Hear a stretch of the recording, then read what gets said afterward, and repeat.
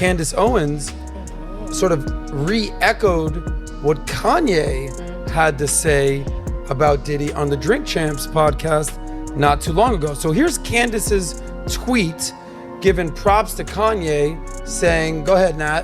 Says he's not in jail because he's a Fed/CIA asset. Kanye tried to tell everybody. Okay, so Kanye tried to tell everybody. By the way, did you see that the post was unavailable? Yeah, that was on. Yes. She referenced. I don't know. What? That was a.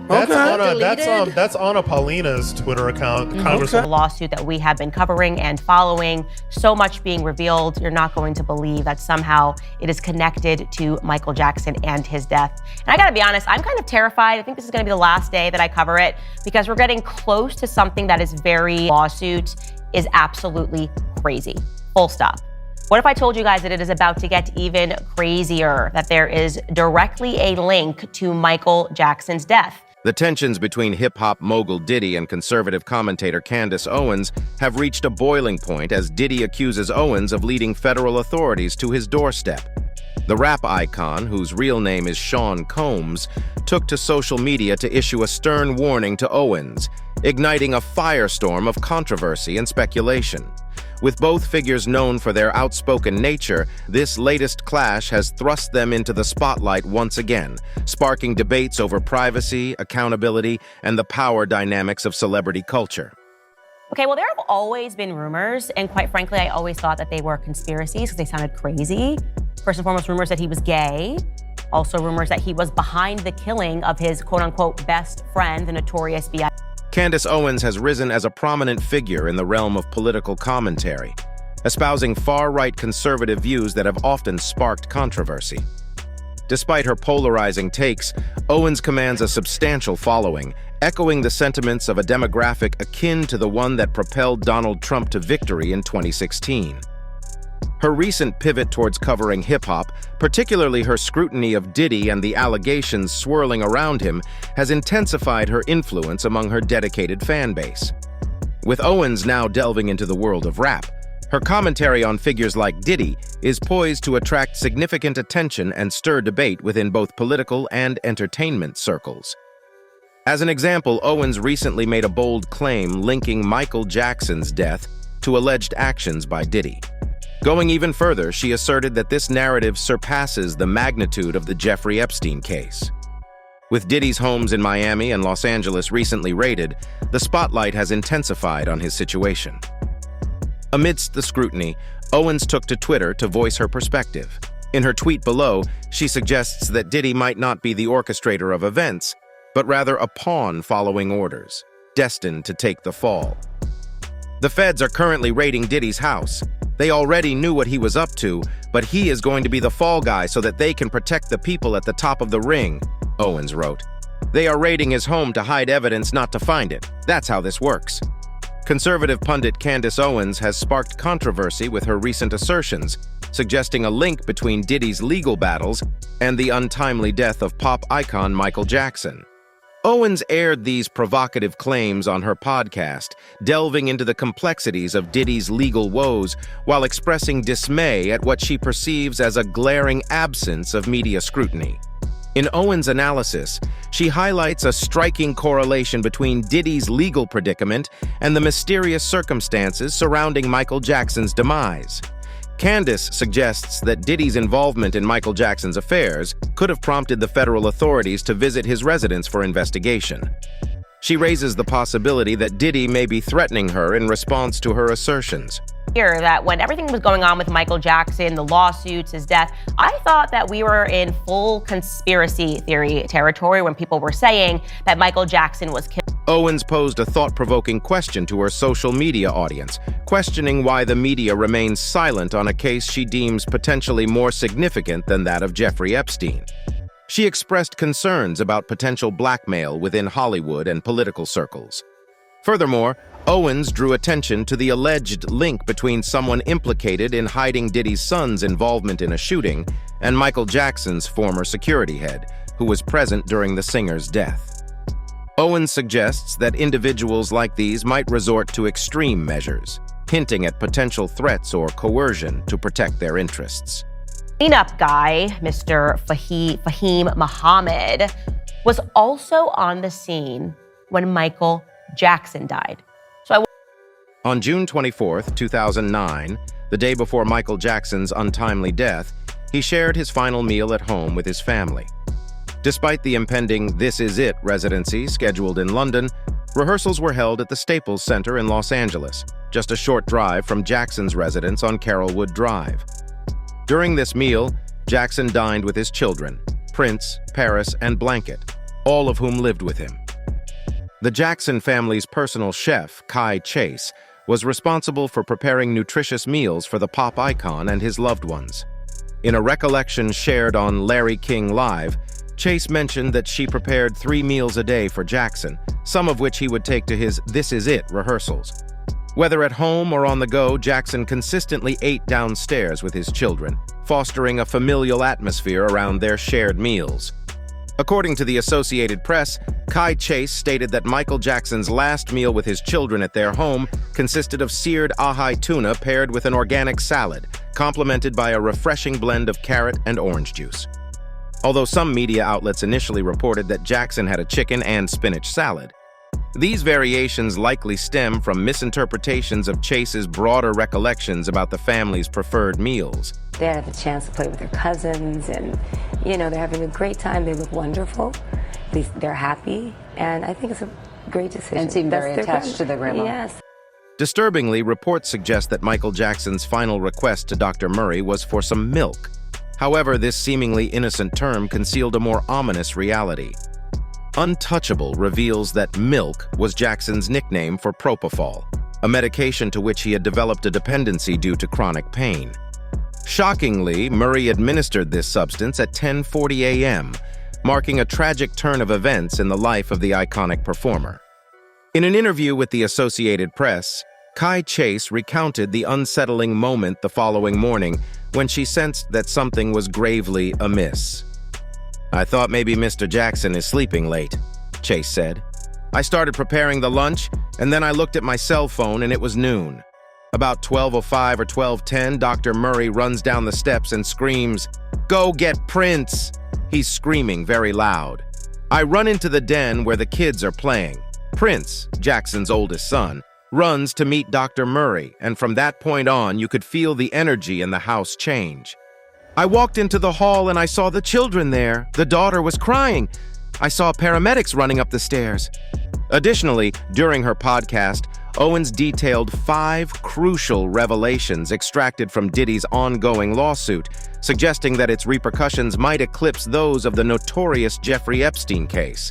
Venturing beyond her podcast, she utilized social media platforms to express her concerns, underscoring the minimal media coverage surrounding Diddy's legal predicament and insinuating potential repercussions for prominent figures in politics and Hollywood alike.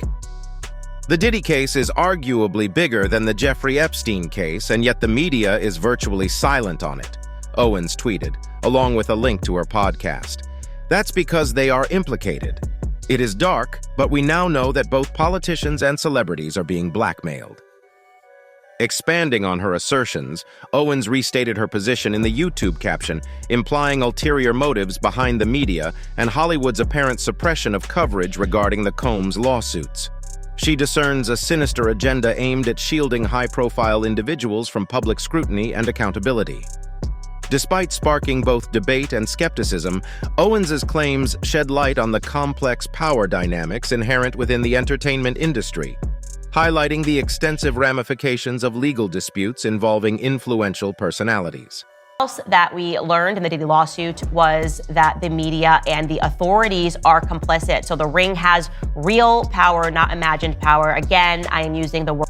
In the aftermath of the disturbing video allegedly depicting Diddy assaulting Cassie, numerous celebrities took to social media to express their thoughts. Among them, conservative pundit Candace Owens weighed in with her perspective on why Diddy might evade repercussions for his actions in the unsettling footage. "He's not in jail because he's a Fed CIA asset." She then added, "Kanye tried to tell everyone." Woman shrugging her shoulders emoji. In her recent post, Candace Owens might be alluding to Kanye West's 2022 interview on the Drink Champs podcast. During the interview, West criticized his celebrity associates for not supporting him when he claimed his ex-wife, Kim Kardashian, had taken their daughter north.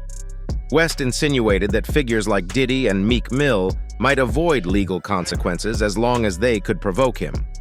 All these fake hardened asterisk as F asterisk KU, all you fake hardened asterisk as F asterisk KU, yeah, snapped. Y'all can't shoot nobody anyways. The reason why you gotta talk is because you did a deal. You F asterisk king fed. That's why you gotta come at me, because part of the deal for you to do all of that and get out of jail is that you promise that you're gonna pull my coattail, he added. Owens might also be referencing an Instagram post by Kanye West from October 2022, where he shared a screenshot of a text exchange with Diddy. In the conversation, Diddy asked for West's address, to which West responded, "Na F asterisk CKU, you fed?"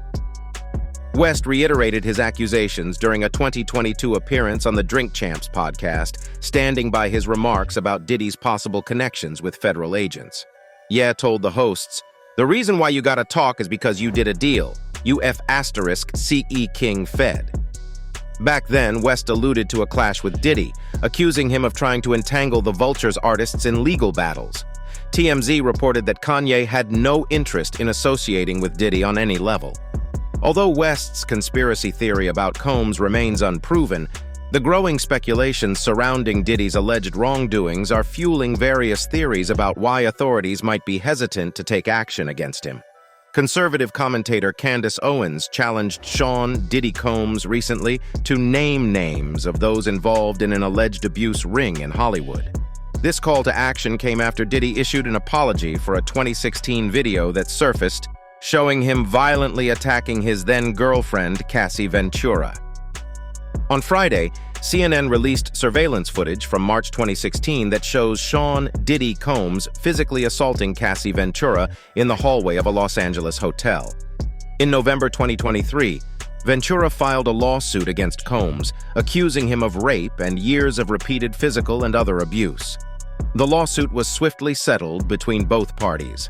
After initially denying any wrongdoing when singer Cassie Ventura filed her lawsuit, hip-hop mogul Sean Diddy Combs broke his silence recently regarding the footage, which shows him dragging and kicking his then-partner after throwing her to the ground. Ventura met Combs when she was 19 and he was 37. They began dating about 2 years later and broke up in 2018. In a video posted to Instagram on Sunday, Sean Diddy Combs admitted he was F asterisk ed up and had hit rock bottom at the time of the reported assault. He acknowledged that his behavior on that video is inexcusable and stated that he takes full responsibility for his actions. "I was disgusted then when I did it. I'm disgusted now," Combs said, adding that he has gotten professional help. "I'm committed to be a better man each and every day. I'm not asking for forgiveness." Owens weighed in on the matter by writing on X, formerly Twitter, that it was great to hear you're sorry, Diddy. "I'd be willing to sweep a lot under the rug if you did the first courageous thing in your life and named exactly who is operating the ring in Hollywood," she added in a follow-up post on Sunday. Name names. Ventura's lawsuit was one of 3 filed against Sean Diddy Combs under the New York Adult Survivors Act. Combs' lawyer Aaron Dyer previously denied these claims in a statement to Newsweek. "These are fabricated claims falsely alleging misconduct from over 30 years ago and filed at the last minute. This is nothing but a money grab," Dyer stated. The lawsuits were filed just before the deadline established by the New York Adult Survivors Act. Passed in November 2022, the law allows adult survivors of sexual abuse to sue their abusers in New York even if the statute of limitations had expired. Diddy, aged 54, faces multiple accusations in lawsuits including sex trafficking, assault, and rape, among other charges. The first lawsuit was filed by Me and You singer Cassie Ventura back in November under the New York Adult Survivors Act. Combs settled the multi-million-dollar lawsuit the next day, and since then, several more accusers have come forward with similar accusations. In March, Diddy's homes in Los Angeles and Miami were raided by federal agents from Homeland Security. The agents were reportedly searching for evidence of sex trafficking and seized phones, hard drives, and other electronics owned by Diddy. Video footage of the raid depicts open drawers, scattered paperwork, open safes, computers on the floor, and a stuffed bear on a table. Diddy's lawyer, Aaron Dyer, asserted that authorities employed military-level force during the raid and clarified that Diddy was never detained but spoke to and cooperated with authorities.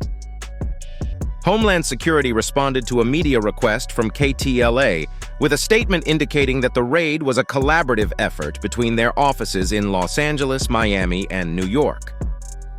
Earlier today, Homeland Security Investigations HSI New York executed law enforcement actions as part of an ongoing investigation, with assistance from HSI Los Angeles, HSI Miami, and our local law enforcement partners. We will provide further information as it becomes available. Following the raids, Dyer told Newsweek, "This unprecedented ambush, paired with an advanced, coordinated media presence, leads to a premature rush to judgment of Mr. Combs and is nothing more than a witch hunt based on meritless accusations made in civil lawsuits. There has been no finding of criminal or civil liability with any of these allegations. Mr. Combs is innocent and will continue to fight every single day to clear his name." After the assault video's release, Ventura's husband, Alex Fine, shared a message on Instagram that read, in part, "Men who hit women aren't men. To all the survivors, you're not alone, and there are men and women who care only for your well-being and safety," his post continued. "To the abusers, you're done. You're not safe anymore. You're not protected anymore." In the caption of his post, Fine wrote this a while back, but the words ring true, not just today, but every day. "I want my kids and every kid to live in a world that's safe for women and girls, protects them, and treats them as equals. To the women and children, you're not alone, and you are heard." In Cassie's lawsuit, disturbing allegations emerged, including claims that Diddy forced her to engage in sexual activities with multiple male workers while he watched, touched himself, and recorded. Described in the lawsuit as freakouts, these alleged incidents occurred in various hotel suites, including at the Trump International Hotel in New York City.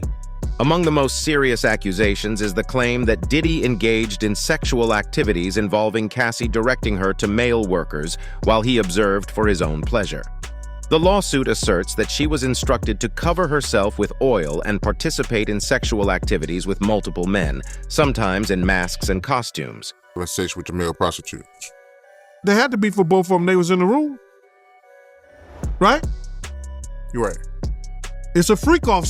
It states that the music executive, who she first met as a teenager, told her it would turn him on if he saw her with another D. He allegedly hired a man and brought him to his home in Los Angeles to engage in the S-acts with Cassie. Mr. Combs directed Miss Ventura to perform S-acts with this man while Mr. Combs watched them, the lawsuit states. He touched himself while he directed Miss Ventura and the man to do specific S-acts. The entire encounter lasted multiple days.